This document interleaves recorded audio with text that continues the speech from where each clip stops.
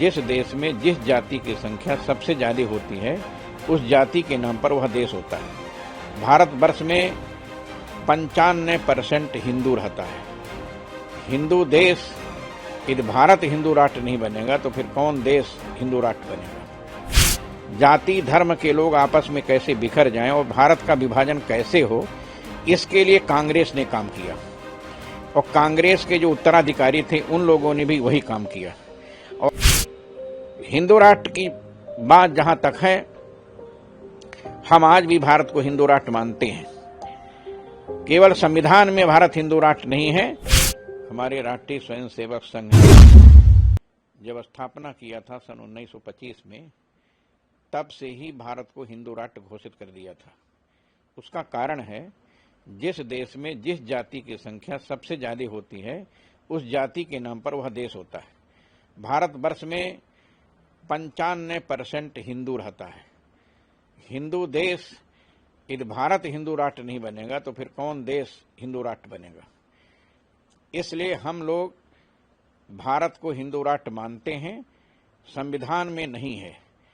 संविधान में भी भारत हिंदू राष्ट्र बन जाए, इसके लिए हमारी विश्व हिंदू परिषद के अंतर्राष्ट्रीय अध्यक्ष माननीय अशोक सिंघल जी ने, जब राम जन्मभूमि आंदोलन प्रारंभ हुआ था सन 84 में, उन्होंने कहा था कि यह आंदोलन भारत के संविधान में हिंदू राष्ट्र बनाने का है और जब राम जन्मभूमि पर भव्य रामलला का मंदिर बन जाएगा तब वह प्रक्रिया प्रारंभ होगी।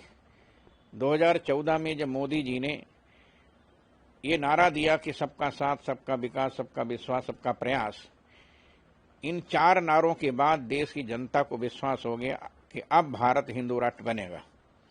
कारण यह है कि अभी तक की सरकारों ने भारत के लोगों को आपस में जातियों के नाम पर विभाजित करने का काम किया, जातियों के नाम पर लोगों को लड़ाने का काम किया, धर्म के नाम पर लड़ाने का काम किया।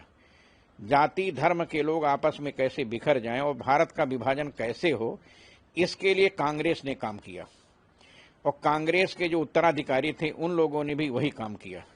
और आज भी कांग्रेस के उत्तराधिकारी लोग वही काम कर रहे हैं जो पंडित जवाहरलाल नेहरू ने किया था।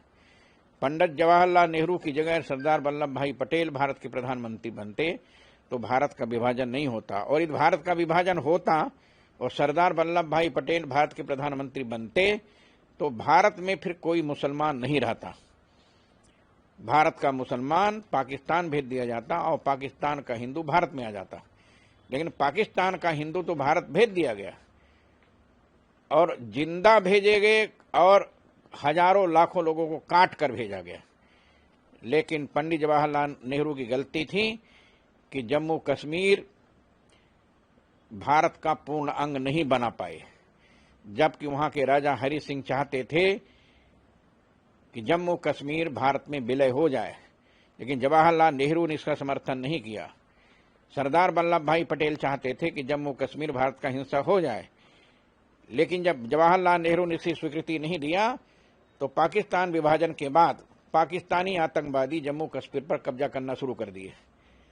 तब अंततोगत्वा सरदार वल्लभ भाई पटेल गृह मंत्री थे, उन्होंने सेना भेजा और सेना भेज करके पाकिस्तानी आतंकवादियों को कश्मीर से खदेड़ा।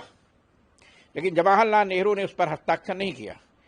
परिणाम ये हुआ कि कश्मीर का कुछ हिस्सा भारत से अलग होकर के पीओके कहला दिया गया, जो आज झगड़ा का कारण बना हुआ है। हिंदू राष्ट्र की बात जहां तक है, हम आज भी भारत को हिंदू राष्ट्र मानते हैं। केवल संविधान में भारत हिंदू राष्ट्र नहीं है और मुझे ऐसा लगता है कि जब 370 धारा समाप्त हो गई, 35 से समाप्त हो गया, 3 तलाक समाप्त हो गया, राम जन्मभूमि पर भव्य रामलला का मंदिर बन गया, अब समान नागरिक संहिता लागू होगी, जनसंख्या नियंत्रण कानून लागू होगा, एक देश एक चुनाव का जब संविधान बन जाएगा तब इसके बाद हमको पूर्ण विश्वास है कि भारत के संविधान में भारत को हिंदू राष्ट्र घोषित कर दिया जाएगा। महाराज जी, जो विपक्षी पार्टियां हैं वो कह रही हैं कि भारत एक लोकतांत्रिक देश है और यहाँ पे सभी धर्मों का रहने नहीं तो लोकतांत्रिक देश में हिंदू राष्ट्र बनने के बाद कोई अंतर नहीं पड़ेगा। हिंदू राष्ट्र माने लोकतांत्रिक देश, प्रजातांत्रिक देश। हिंदू राष्ट्र माने सबको समान अधिकार रहेगा। हिंदू राष्ट्र माने सांप्रदायिक सद्भावना बनी रहेगी, राष्ट्रीय सद्भावना बनी रहेगी, राष्ट्रीय एकता बनी रहेगी। हिंदू राष्ट्र माने जाति पाति भेदभाव छुआछूत की ऊंच नीच की भावनाओं से उठकर सबको इस देश में रहने को अधिकार मिलेगा। जैसे अभी अधिकार है वैसे बाद में भी सबको यहां पर रहने का अधिकार हो। केवल आतंकवादी इस देश में नहीं रहेंगे। आतंकवादियों को इस देश में रहने का अधिकार नहीं है। आतंकवादी देश में चले जाएं और भारतीय लोग भारत में रहें, ये हिंदू राष्ट्र का सिद्धांत होगा। लेकिन आतंकवादियों को भारत में रहने का कोई अधिकार नहीं होगा। ये हिंदू राष्ट्र का सिद्धांत है।